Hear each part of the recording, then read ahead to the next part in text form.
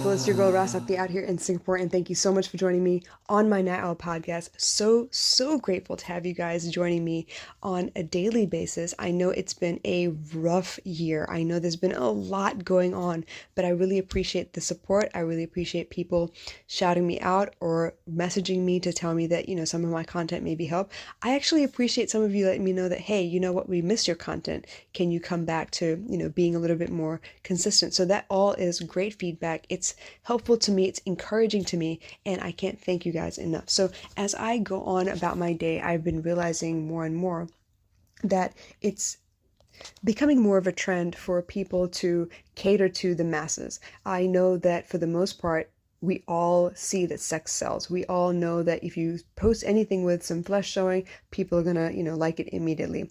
And we also know that, if it's fitness oriented, if it's food oriented, if it's cat oriented, most people are gonna like the content anyway. So it's a mind pass. Sorry, was time pass, but perhaps that was a slip of the tongue and a fault of the brain.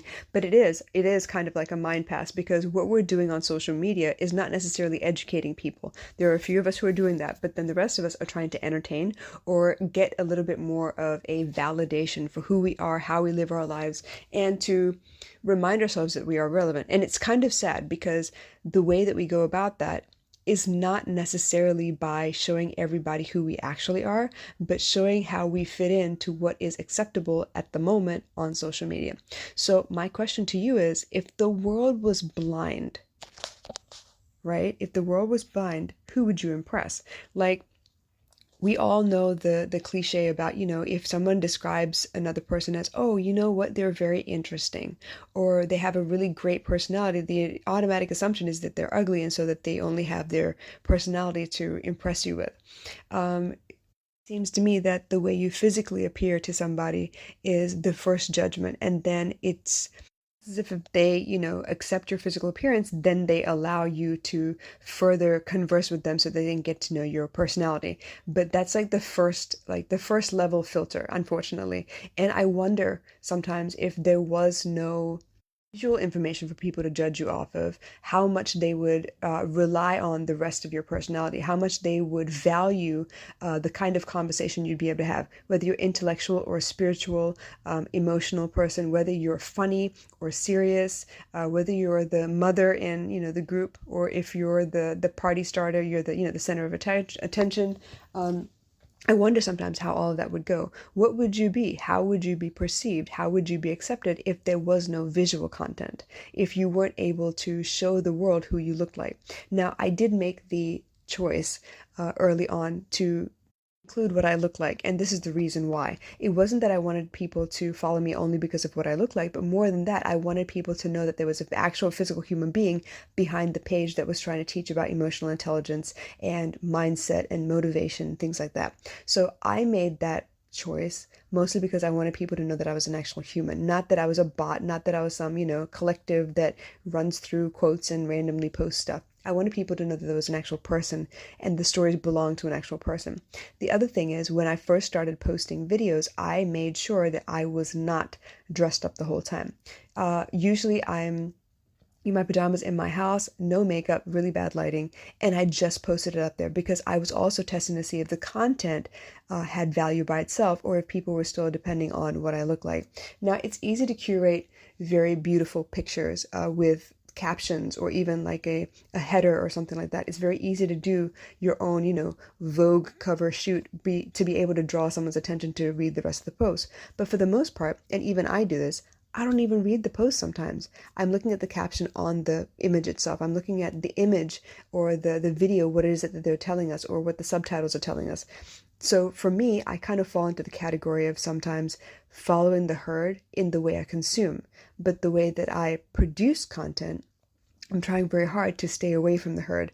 I made the conscious effort not to be like everybody else when I first started, whereas you had that rose gold background and you had the same black font and writing in the middle of the page, and everybody was doing the same color. So I made the conscious choice to stand out on purpose. And then after that, I started curating my feed so that it would look like, it was organized a little bit. I didn't want to randomly post everything everywhere, because when people looked at my feed, I wanted them to feel a sense of calm and peace. I wanted them to be able to search for a specific piece of content based on the way it looked, because it's 3 columns and it's easy to search for that way. So I made the choice on purpose, and I made sure that I was visible as a person so that people would know that, yeah, this is a real human being. She really is a mom. She really does have a kid. She's not lying about all this stuff. She really has, there's some truth to the content that she's actually putting up.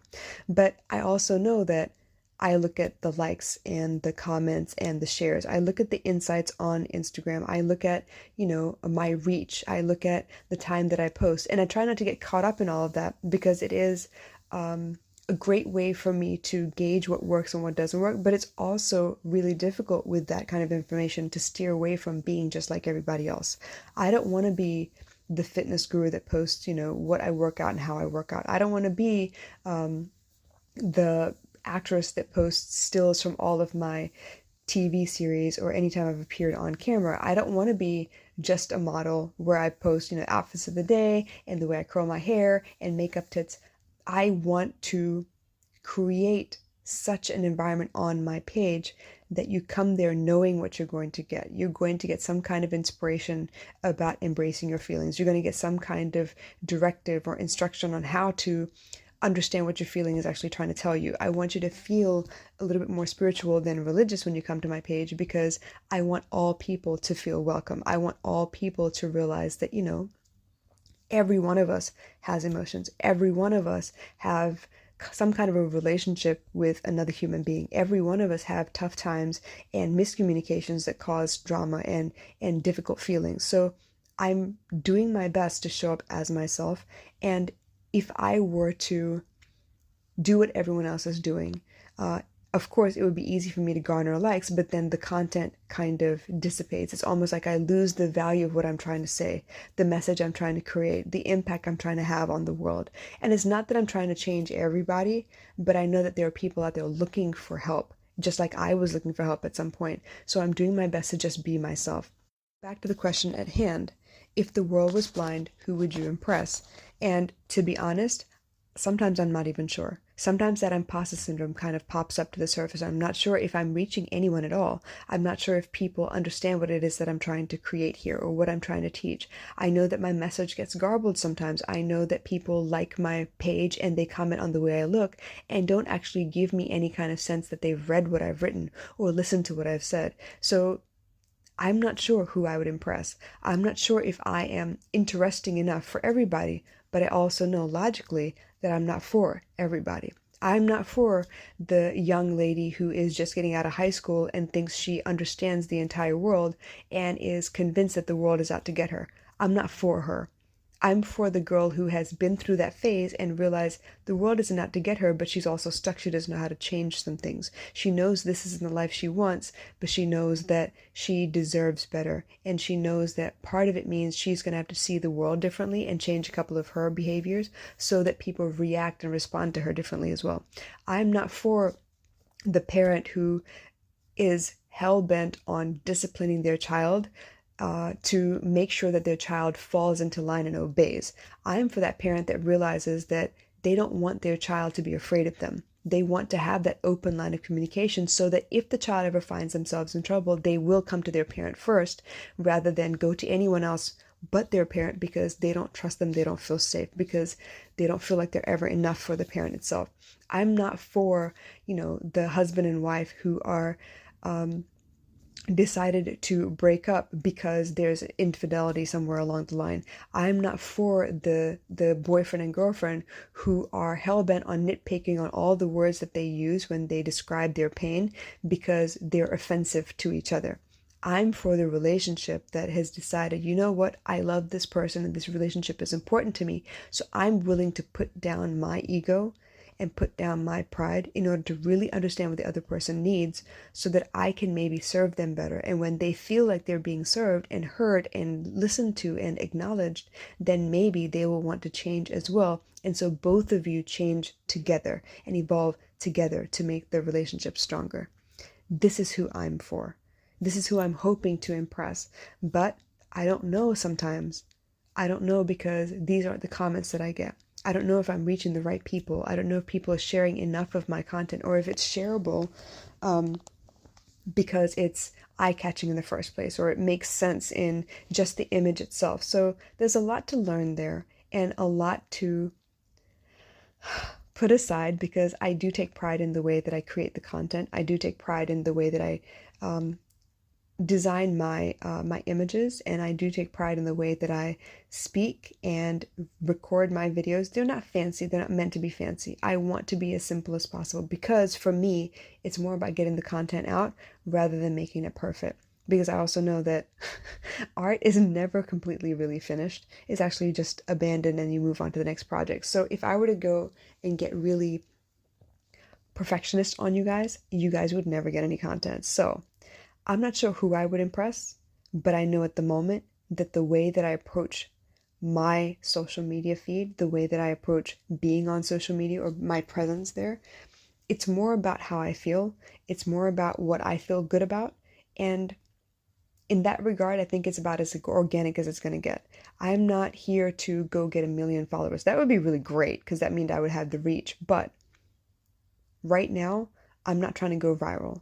Right now, I just want to put the message out there. I want to build content over time so that I have a stockpile later and I can continue reaching by repurposing the content. And I think that would be really helpful. So I'm not sure if you understand what it is that I'm trying to get at here, but I wonder sometimes if the world was blind, if it wasn't based on a physical representation of you, if it wasn't a visual representation of you, who would you impress? Who would you reach? Who would be listening? Where would you be? What is it that is your strength? Where could you flex and double down on your strengths so that people could really hear you? I feel like the podcast is the greatest example ever, because you don't get to see my face, you just have to hear my voice. And you have to decide whether the way that I speak is for you or not. I think that when I write, that people actually who are writers or avid readers find my content interesting enough to be able to interact with it. So the micro blogs on Instagram are helpful that way. And I do think that some people who are visual, who need to hear it and see it at the same time, do benefit from my videos. So I think I'm leveraging the best that I can. I'm sure that there's better that I could be doing, but right now I think I'm in the right places, the right platforms, in order to catch the attention that I think is important. And to reach as many people as possible too. So in that regard, right, if you take out the visual, what else are your strengths? What else are you capable of? And that, I think, would be a great way for you to start directing yourself to the kinds of platforms that would help you get your message out there. So I hope this helped. Let me know if you were confused, or if it made sense, or if you have ideas that you'd like to pass by. Always open to suggestions. I'm always looking for feedback and comments. But in the meantime, you guys, think about all the strengths that you have. It's not always just visual. It's not always just the way you look, or the way you style yourself, or the way you do your hair, or the way you put your makeup on. There's so much more to you. And I hope you discover all of your skills and gifts, because that means you have so much more to offer and so much more to celebrate about yourself.